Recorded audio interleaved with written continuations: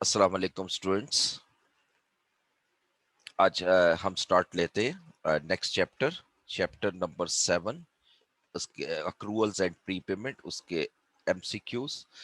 इसमें total 16 MCQs है जैसे आप लोगों ने किया है, और इसमें से अबाउट वन हाफ जो है वो हमारे थ्योरी से रिलेट करते हैं, और रिमेनिंग जो है वो न्यूमेरिक से। तो स्टार्ट करते हैं जी। Question number 1, without wasting our time, which of the following statement is correct in relation to accrual concept. Accrual concept के तहत इसमें कौन सी स्टेटमेंट करेक्ट है? If cash is received in current year for expense continued in next year, it should be recorded when it was received, when it was received। ये जो आखिरी statement है जो मैंने ट्वाइस बोली है आपके सामने, ये क्लियरली शो कर रहा है कि ये अक्रूवल कॉन्सेप्ट नहीं है, क्योंकि अक्रूवल कॉन्सेप्ट ये कहता है कि उसी साल में रिकॉर्ड करो जिस साल में आपने उसको उससे रिलेट करता है। ठीक है, ये कह रहा है जिस साल में रिसीव करो उस साल में रिकॉर्ड करो। This is cash basis of accounting. ये वर्डिंग जो है वो कैश बेसिस ऑफ अकाउंटिंग है। ये मेरा आंसर नहीं हो सकता। ऑप्शन बी देखिएगा। A person was hired at a salary of 50,000 with salary payable on 5th of the month following the month of salary. He worked for 7 months in current year, but only 6 months salary was paid, with one salary shall be in next year. Expense of 6 months should be recognized. Accrual के मुताबिक अगर एक employ ने आपके लिए 7 month work किया है इस साल में, इस अकाउंटिंग ईयर में, he has provided you 7 month service, definitely we should record expense of 7 months। जबकि ये कह रहा है expense of 6 months should be recognized against it is cash basis of accounting। ये आंसर नहीं हो सकता। Option C, asset should be recorded at fair value even that company had paid advance payment, whereas remaining amount shall be payable in 3 years time। इस statement का accrual concept से कोई भी link नहीं है, तो इस ये भी आंसर नहीं हो सकता। So definitely answer will be the D. The purchases of goods shall be recognized as cost of sales in the year in which it was actually sold। यानी जिस साल में आप सेल करोगे उसी साल में उसकी कॉस्ट ऑफ सेल आएगी। This is correct option, option D. Question number 2, following statement represents the accrual and prepayment concept।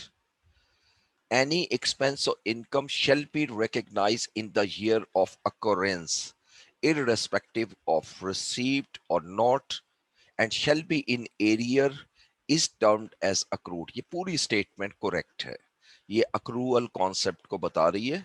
Second देखिए, एनी और income or expense which is paid or received in advance but not related to current year shall be termed as prepayment। ये भी correct statement है। वो लिख रहा है which of the following statement or statements is or are correct. तो यकीनी बात है both statements are correct. So look at the option. Option A B नहीं हो सकती, option C is the correct option, both statements, और D भी नहीं होगी। So option C is my correct option. Question number 3, an accrued expense shall be recognized as increase in expense and current assets. देखिए, जब भी हम कोई accrued expense record करते हैं उस साल में उसका एक्सपेंस इंक्रीज हो जाता है क्योंकि वो उस साल से रिलेट कर रहा है।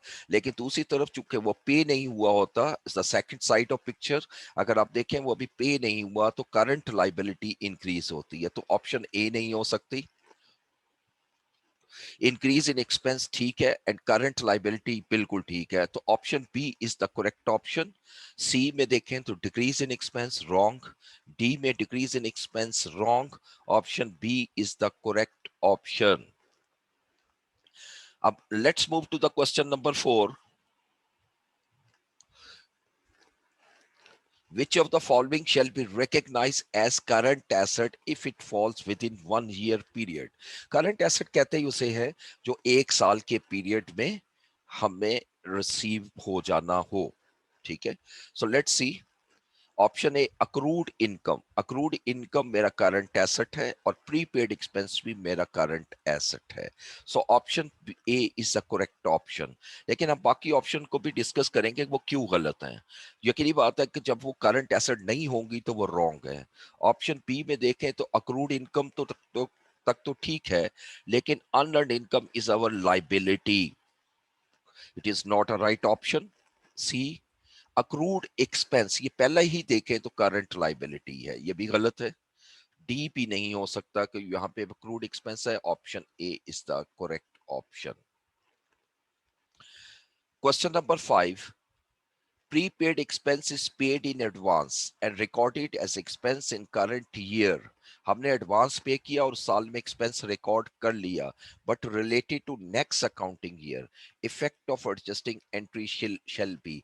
यकीनी बात है इस साल मैंने इसको रिकॉर्ड कर लिया है जबकि ये इस साल का एक्सपेंस नहीं है। जब मैं एडजस्टिंग एंट्री करूंगा तो मेरा एक्सपेंस डिक्रीज हो जाएगा और दूसरी तरफ प्रीपेड एक्सपेंस जो करंट एसेट है वो मेरा इंक्रीज हो जाएगा। ऑप्शन ए गलत ऑप्शन है क्योंकि इंक्रीज इन एक्सपेंस आ रहा है। Option B decrease in expense, ये ठीक है, बट दूसरी तरफ लिख रहा है an increase in current liability, जो गलत है, ये करंट एसेट होना चाहिए।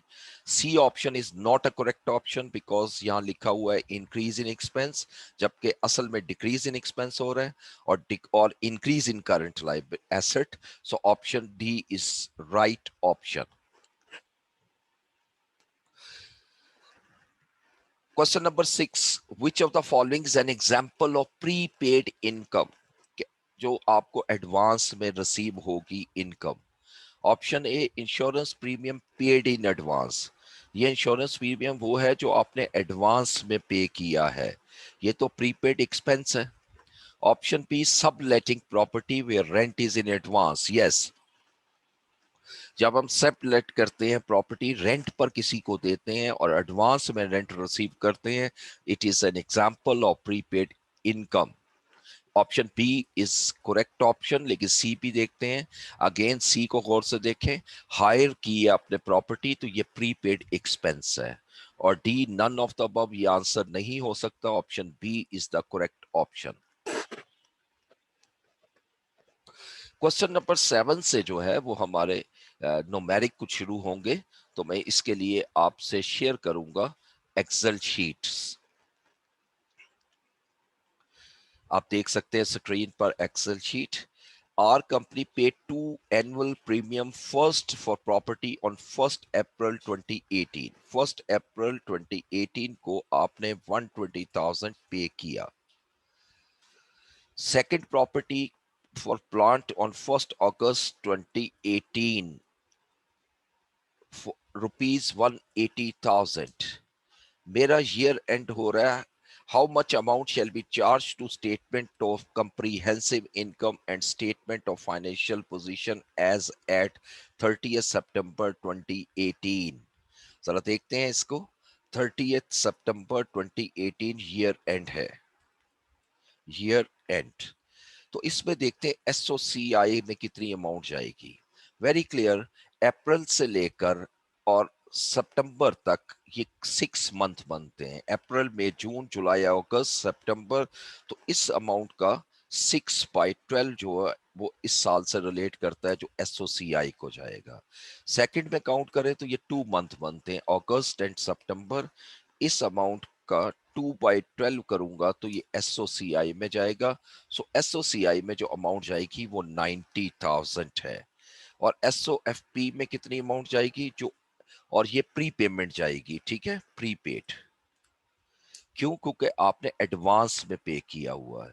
तो 120,000 में से 60 लेस कर दीजिएगा। 60 जो है वो मेरा प्रीपेड है पहली प्रॉपर्टी पे, और सेकंड प्रॉपर्टी पे मेरा 150,000 है। तो मेरा जो प्रीपेड बन जाएगा वो एसओएफपी में 210, इसको जेन में रखिएगा।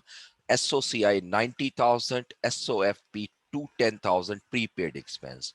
तो ये सी और डी देखते हैं, सी में भी 90 है, डी में भी 90 है, लेकिन D is the correct option क्योंकि 210 प्रीपेड एक्सपेंस आ जाएगा। ठीक है जी, so option D is the correct option. Question number 8 again numeric है, इसको भी देख लेते हैं। Balance of prepaid insurance as 1 July 2017 was 65,000। इसमें आप लेजर बना लो, और लेजर हम बनाएंगे इसमें इंश्योरेंस का। इसमें वो कह रहे हैं ओपनिंग प्रीपेड जो है वो 65,000 है।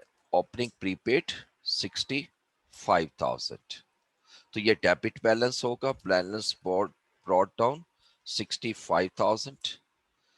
आगे लिखता है जी, on 1 November it paid annual insurance premium of 150,000। Okay, इसमें हम एक कॉलम डेट का भी लगा देते हैं और जरा क्लियर हो जाएगा आपसे।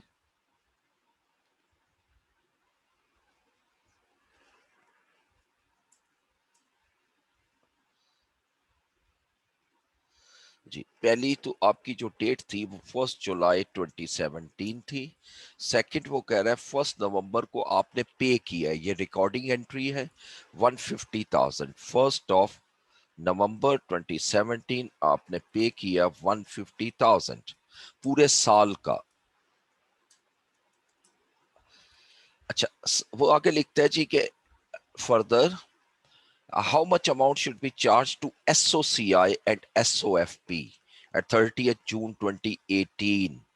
वेरी सिंपल, आप क्या करोगे, इसका क्लोजिंग बैलेंस निकाल लोगे 31 दिसंबर 2017, 30th जून 2017, 18, नॉट 17, 18। और ये क्लोजिंग बैलेंस है जो स्टेटमेंट ऑफ फाइनेंशियल पोजीशन में जाएगा और प्रीपेड है। ठीक है, और ये कितनी अमाउंट बनेगी जरा देखिएगा। ये जो 150 पे किया था ये अक्टूबर तक है, तो जून मेरा ईयर एंड हो रहा है, जून से आगे अक्टूबर तक काउंट करें, जुलाई अगस्त सितंबर अक्टूबर। तो इस 150,000 में 4 मंथ जो है 4/12 ये प्रीपेड आ गए 50,000। तो जो अमाउंट मेरी एसओसीआई को जाएगी वो हम कैलकुलेट कर लेते हैं। इसको पहले सम किया 215, 215 में से ये लेस किया, तो ये अमाउंट आ गई मेरे पास 165 एसओसीआई को जाएगा, और 50,000 मेरा एसओएफपी को जाएगा एज अ प्रीपेड एक्सपेंस। तो 165 अगर आप देखें तो ऑप्शन बी में भी आ रहा है, ऑप्शन डी में भी आ रहा है, लेकिन ऑप्शन बी में अक्रूड एक्सपेंस है जबकि यहां पर प्रीपेड एक्सपेंस है। तो option D is the correct and right option. उसके बाद नेक्स्ट मूव करेंगे जी क्वेश्चन नंबर 9। इसमें भी अगर आप देखें तो ये थ्योरी सॉरी न्यूमेरिक है। Newson dealers owns property and also sublet of its property to other tenants। यानी एक प्रॉपर्टी आपने रेंट पे ली हुई है, उसका एक हिस्सा आपने आगे रेंट पर दिया हुआ है। तो इसके अंदर अगर आप देखें तो इंटरेस्ट एक्सपेंस भी है और इसके अंदर इंटरेस्ट इनकम भी है, यानी दोनों चीजें इसके अंदर हमारी कवर हो रही है। राइट, अब इसके बाद आगे देखिएगा, the balance of this property are given below. ये दोनों प्रॉपर्टीज का ओपनिंग और क्लोजिंग बैलेंस दिया हुआ है। How much net amount shall be charge to rent expense net for the year ended 31 December 2018। वो कह रहा है नेट रेंट एक्सपेंस। ठीक है, assuming that rent of 750 was paid and 300,000 was received during the year। तो यहाँ पर मैं अकाउंट बना लेता हूं, सेम इसी अकाउंट को कंटिन्यू करते हैं। इसको मैं डिलीट करूंगा और यहां पर हम लिखते हैं रेंट एक्सपेंस नेट का वर्ड मैं लिख रहा हूं, यानी इसमें इनकम भी आएगी और एक्सपेंस भी। तो जरा देखते हैं ओपनिंग बैलेंस 31 दिसंबर 2017 जो कि 1 जनवरी का ओपनिंग बैलेंस है 18 का। ये ओपनिंग बैलेंस 140,000 क्रेडिट आ रहा है और दूसरी प्रॉपर्टी का भी 60,000 क्रेडिट आ रहा है। ठीक है, तो ये दोनों क्रेडिट साइड पे आएंगे 1 दिसंबर 2017। 2018, 1st January 2018 balance brought down. अगर फिर देखिएगा गौर से तो 31 दिसंबर के प्रॉपर्टी 1 में बैलेंस 140 क्रेडिट है और प्रॉपर्टी 2 में 60,000 क्रेडिट है। दोनों को प्लस कर लें तो ये 20,000 बनता है, 200,000 बनता है, सॉरी, ये लीजिए। और क्लोजिंग बैलेंस, एक डेबिट है एक क्रेडिट है, तो क्लोजिंग बैलेंस हम यहां लिख देते हैं 31 दिसंबर 2018। जो डेबिट बैलेंस है वो देखते हैं कितना है। डेबिट बैलेंस जो है वो 10,000 है, जो कि यकीनन क्रेडिट साइड पर आएगा। और यहाँ जो डेबिट साइड पे आएगा क्लोजिंग बैलेंस वो असल में क्रेडिट बैलेंस है 165,000।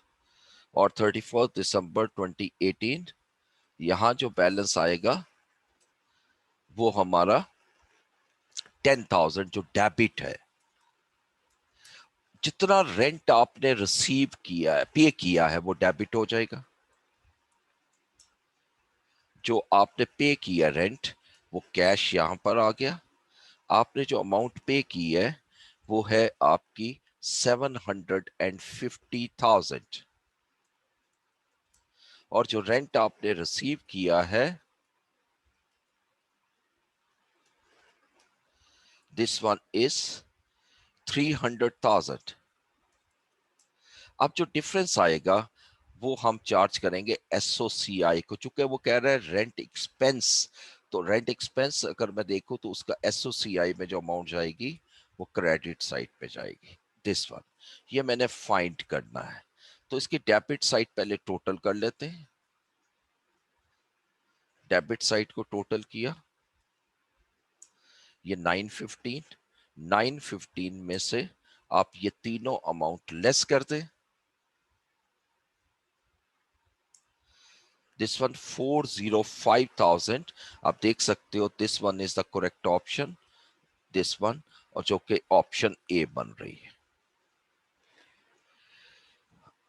क्वेश्चन नंबर 10, ये भी सिमिलर टाइप का क्वेश्चन है और इसकी रिक्वायरमेंट पहले चेक करें। How much amount shall be credited to rental income.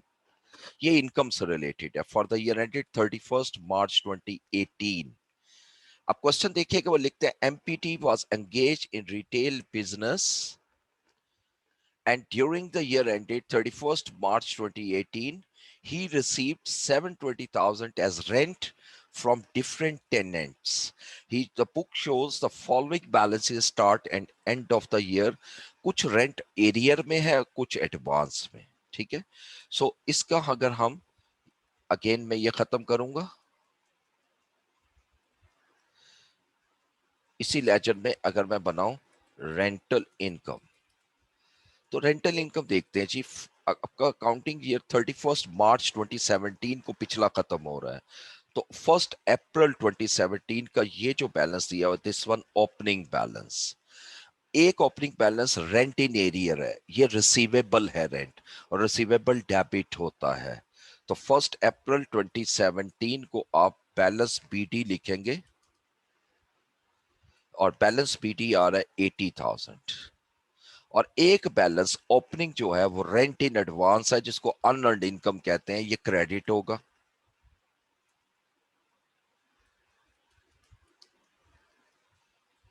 और ये अमाउंट आ रहा है 50,000। इसी तरह क्लोजिंग बैलेंस पहले लिख लेते हैं।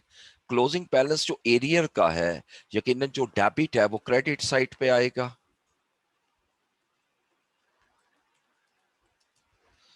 And this balance is 50,000। और एडवांस जो रेंट है इस साल के एंड पे दैट इज 100,000, जो क्रेडिट बैलेंस होता है। और ऑब्वियसली क्लोजिंग बैलेंस जो है क्रेडिट वो डेबिट साइड में लिखा जाता है। और ऊपर पहली लाइन में दिखा है कि 720 का आपको रेंट रिसीव हुआ था, कैश डेबिट और रेंटल इनकम क्रेडिट 720,000। अब इसका जो डिफरेंस आएगा वो यकीनी बात है हमारा एसओसीआई को जाएगा। इसका टोटल 820,000 आया। 820,000 में से 100,000 और 80,000 लेस किया तो 640,000 की अमाउंट एसओसीआई को जाएगी इस साल के एंड पर। तो ये मेरा करेक्ट आंसर होगा 640,000। इसकी कैलकुलेशन चेक करते हैं एक मरतबा फिर। 50,000, 80,000, 45,000, ओके सॉरी ये 45,000 है, मैंने गलती से 50 लिख दिया। सो 635,000 की जो अमाउंट है, this one is the correct option, option C. अब आएंगे क्वेश्चन नंबर 11। अच्छा, this one is quite easier. Insurance premium annual was agreed with insurance company at rupees 60,000 shall be payable in advance on quarterly basis. Quarterly basis. First payment was made on 1st November 2016. अच्छा, अब ये 1 नवंबर 2016 कह रहा है। मैं एक एक चीज आपको यहां समझाता हूं, जैसे वो लिख रहा है मैं उस तरह कैलकुलेट कर लेता हूं। 1 नवंबर 2016 को 60,000 एनुअल इंश्योरेंस है और साल में 4 मरतबा आपने इसको पे करना है, तो इसका मतलब पहली इंस्टॉलमेंट 15,000 की बनती है। इसी तरह अब मैं 3 मंथ के बाद चुके पे करना है, इसको आगे लेता चला जाता हूँ, ठीक है जी। और अगला आएगा 1 नवंबर के बाद दिसंबर, जनवरी, फरवरी। 1 फरवरी 2017 को दूसरी इंस्टॉलमेंट पे की। 1 मई 2017 को तीसरी इंस्टॉलमेंट पे की। 1/8/17 को आपने चौथी इंस्टॉलमेंट पे की, ठीक है जी। अच्छा, उसके बाद अगली इंस्टॉलमेंट फिर 1 नवंबर 2017 को आएगी। यहां पर वो ये कह रहा है कि 1 नवंबर 2017 से एनुअल इंश्योरेंस 10% इंक्रीज हो जाएगा। अगर मैं 10% इंक्रीज करके उसको कैलकुलेट करूं तो ये 16,500 बन गया। अच्छा, मेरा अकाउंटिंग ईयर जून 18 में खत्म हो रहा है, तो अगली इंस्टॉलमेंट में पे करूंगा 1 फरवरी 2018 को। उसके बाद अगली इंस्टॉलमेंट 1 मई 2017 15 को। बस यहां तक रुकते हैं, क्योंकि इससे अगली इंस्टॉलमेंट जो है वो 1 अगस्त 2018 में आ रही है। 1 अगस्त 2018 में, ठीक है। तो ये जो आखिरी पेमेंट की है दिस वन, ये किस महीने की है? मई, जून एंड जुलाई। तो इसमें जो प्रीपेड है वो जुलाई का है, उसको हम कैलकुलेट कर लेते हैं। एक महीने का 16,500 डिवाइडेड बाय 3, ये 5,500 मेरा प्रीपेड एक्सपेंस आएगा। 5,500 prepaid expense, option B is the correct option. इसको मैंने पूरा इसलिए किया, हालांकि सिर्फ मैं डायरेक्ट भी ले सकता था ताकि आप एक एक चीज इसकी अंडरस्टैंड कर लो। सेम क्वेश्चन है, same. Insurance premium was agreed. Insurance company 60,000 shall be paid in payable in advance on quarterly basis. Same, ये सेम डाटा है, सिर्फ पूछ रहा है इसमें एसओसीआई में कितनी अमाउंट जाएगी। अगर अकाउंटिंग ईयर 30 जून 2018 को खत्म हो रहा है, तो स्टार्ट ऑफ द ईयर जो है वो 1 जुलाई 2017 है, एंड ऑफ द ईयर 30 जून 2018 है। अगर आप देखें तो ये 12 मंथ में से 11th मंथ तक, यानी 1 नवंबर 2017 को रेंट बढ़ रहा है, तो जुलाई से लेकर अक्टूबर तक मेरा जो रेंट है वो आप 5,000 पर मंथ है, क्योंकि ये जो पेमेंट आ रही है 15,000 ये 3 मंथ की है, 5,000 पर मंथ, राइट। और उसके बाद नवंबर से लेकर जून तक अगले साल 18 तक मेरा रेंट 5,500 हो गया, 10% इंक्रीज हो गया था। अब अगर हम मंथ काउंट करें, जुलाई, अगस्त, सितंबर, अक्टूबर, 4 मंथ ये आते हैं, 8 मंथ ये है। अब अगर इसको मल्टीप्लाई करें तो ये 20,000 और ये आ जाएगा 44,000। तो जो एसओसीआई में अमाउंट जानी है वो 64,000 है इस साल में, राइट।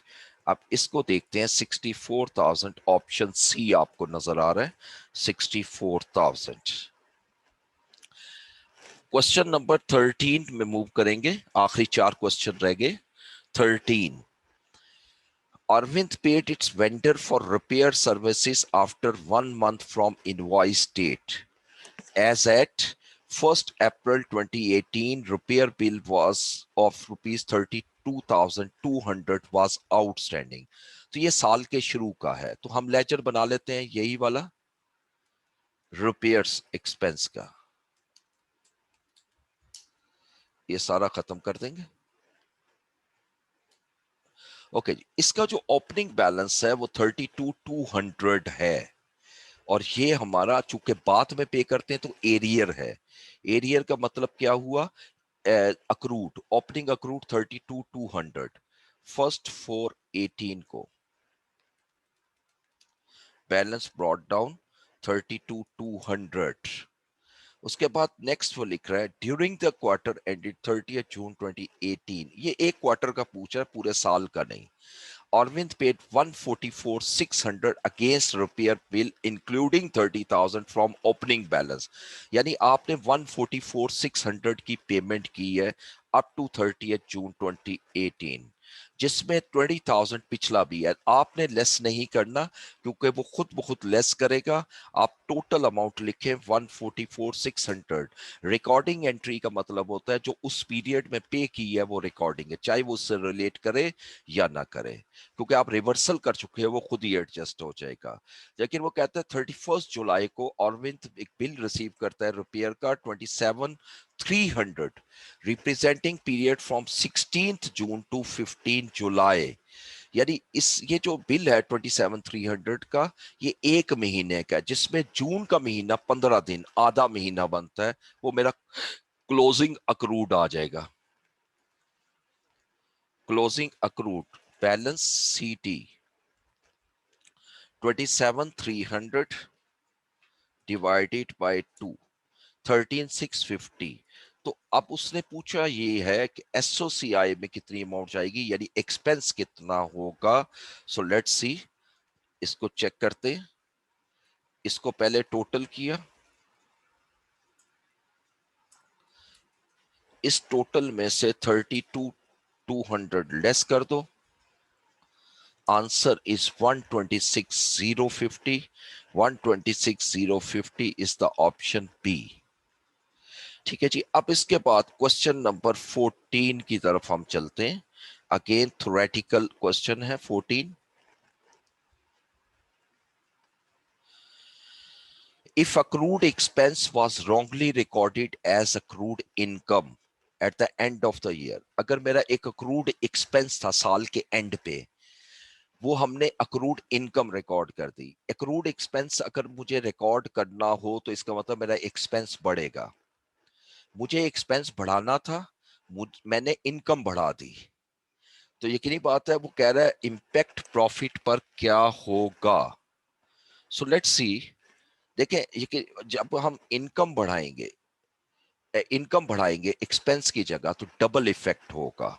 तो प्रॉफिट वाज अंडरस्टेटेड, ये तो गलत हो गया, प्रॉफिट अंडरस्टेट हो ही नहीं रहा यहाँ पर। प्रॉफिट वाज अंडरस्टेटेड, इसको भी छोड़ दें। प्रॉफिट वाज ओवरस्टेटेड, ये ठीक है, बट लिखता है with the amount of error, नहीं बल्कि विद द डबल अमाउंट। तो ये option D will be the correct option. तो ये मेरा आंसर बनेगा, क्योंकि रॉन्ग साइट पे पोस्ट हो गया ना। एक्रूड एक्सपेंस डेबिट होता है, यानी एक्सपेंस डेबिट होता है और इनकम क्रेडिट होती है, राइट। क्वेश्चन नंबर 15 देखें। अगेन ये मेरा न्यूमेरिक है, तो मैं एक्सेल शीट में आता हूं आपके पास। Opening balance for accrued utility expense on 1st July was 12,500. Following payments were made during the year. How much amount shall be charged as expense for the year ended 30th June 2018 in the statement of financial position at 30th June 2018? दो चीजें मांगी हैं, तो दोनों calculate करते हैं। और इसमें जो हमारा है यूटिलिटी एक्सपेंस, तो इसमें ओपनिंग बैलेंस पहले चेक करें वो कौन सा दिया। ओपनिंग बैलेंस अक्रूड है, अक्रूड क्रेडिट होता है। ओपनिंग बैलेंस आएगा 1 जुलाई 2017, बैलेंस ब्रॉट डाउन, और ये बैलेंस आ रहा है 12,500। ड्यूरिंग द ईयर आपने 3 पेमेंट्स की हैं। पहली पेमेंट 1 सितंबर 2017 को, जो इस साल में पे किया पहले लिखते जाओ, इररिस्पेक्टिव वो किस पीरियड से रिलेट करता है। 36,800 ये भी इसी साल में पे किया आपने। 1 जनवरी 2018 ये भी इसी साल में पे किया, जो कि बनता है 55,600। और उसके बाद अगली पेमेंट जो है 1 मई 2018 ये भी इसी साल में पे की है, जो कि बनती है 33,600।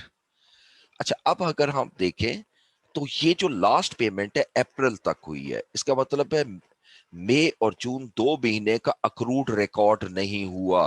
तो 30 जून को हम क्लोजिंग बैलेंस निकालते हैं, बैलेंस कैरी डाउन। अब ये 2 मंथ का कैसे निकालेंगे? इसमें लास्ट पेमेंट उठा लेते हैं, जब भी कोई ना दी हो अमाउंट तो लास्ट पेमेंट को बेस बनाते हैं। ये जो 33,600 की पेमेंट है ये जनवरी से अप्रैल तक है, हम इसी को बेस बना के अगले 2 महीने को एस्टिमेट करेंगे। अगर 33,600 4 मंथ का है तो 2 मंथ का कितना होना चाहिए? 33,600 मल्टीप्लाई 2/4, 16,800 की अमाउंट आ गई।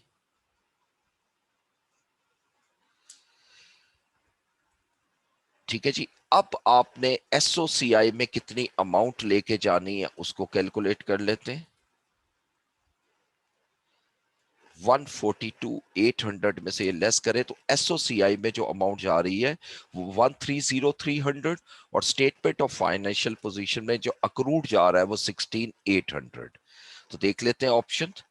130,300 ये ए और बी दोनों में आ रही है, लेकिन दूसरी तरफ 16,800 अक्रूड यूटिलिटी एक्सपेंस है, जो कि करंट लाइबिलिटी होगी। तो 16,800 is a current liability. Option B is the correct option. Last question theoretical है but is a very interesting. If opening accrued expense was taken as opening prepaid expense, closing prepaid expense was taken as closing accrued expense, and amount in opening and closing balances are same, then the impact on profit for these error on the current year shall be। जरा ये इस wording के मुताबिक मैं इस laser को आपको बना के दिखाता हूँ, बाकी सब कुछ छोड़ दीजिए, ऊपर भी छोड़ दें, इसकी भी मुझे जरूरत नहीं है। देखिए वो कहता है ओपनिंग अक्रूड था, पहले हम जरा करेक्ट लेजर बनाते हैं, बाकी चीजें छोड़कर। Accrued expense, opening accrued credit side पे आता है, कोई भी अमाउंट ले ले, लाइक 500 ले लेता हूं, ठीक है जी। और हम गलती से हमने ओपनिंग प्रीपेड लिख दिया तो रॉन्ग भी बना लेते हैं।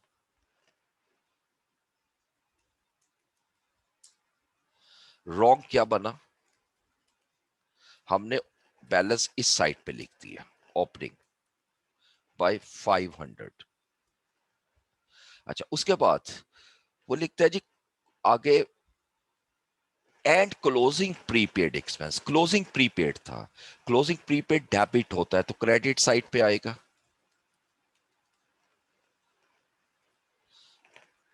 ये बीडी बैलेंस है, यानी 500 क्लोजिंग प्रीपेड था, आपने उसको क्लोजिंग अक्रूड लिख दिया, यानी क्लोजिंग अक्रूड इस साइड पे आ गया।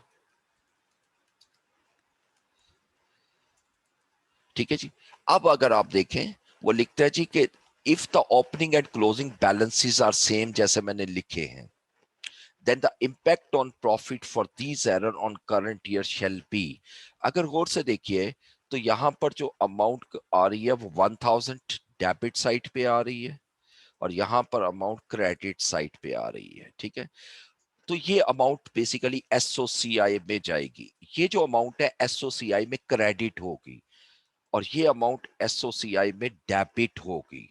यानी इसका मतलब है कि आपने 1000 का एक्सपेंस रिकॉर्ड कर दिया, जबकि ये 1000 का इनकम रिकॉर्ड होनी चाहिए। अब जब मैंने एक्सपेंस रिकॉर्ड कर दिया तो प्रॉफिट जो है वो मेरा अंडरस्टेट हो गया। ठीक है, this one is the option D, लेकिन ये यहां मैं ठीक कर रहा हूं, दिस इज अंडरस्टेटेड, ये लिखने में गलत हो गया। Profit shall be understated with twice the amount of sum of both errors। ठीक है, क्योंकि ये दोनों अमाउंट क्लोज एसओसीआई में होनी है, और ये दो क्लोज भी एसओसीआई में होनी है। ये अगर यहाँ डेबिट हो रहा है, मैं एक दफा फिर रिपीट करता हूँ, ये एसओसीआई में क्रेडिट होगा, ये क्रेडिट होगा एसओसीआई में, यानी ये क्रेडिट होना चाहिए था और हमने उसको डेबिट कर दिया। क्रेडिट का मतलब होता है इनकम और डेबिट का मतलब होता है एक्सपेंस, यानी 1000 से मेरा एक्सपेंस ज्यादा रिकॉर्ड हो गया और 1000 से इनकम कम रिकॉर्ड हुई, इसका मतलब प्रॉफिट जो है वो मेरा अंडर स्टेट हो गया। एक्सपेंस ज्यादा रिकॉर्ड होने से प्रॉफिट कम हो जाता है, इसलिए अंडर स्टेट हो गया। So option D is the correct option. ठीक है जी, this one is the last question. अभी जो मैंने टेस्ट आप लोगों के चेक किए, सिर्फ एक स्टूडेंट के 13 मार्क्स आए आउट ऑफ 16। मोस्टली जो है इसकी परफॉर्मेंस कोई ज्यादा अच्छी नहीं रही, तो प्लीज इसको दोबारा जरा एक दफा देख लीजिएगा। थैंक यू सो मच, अपना ख्याल रखिएगा, अल्लाह हाफिज।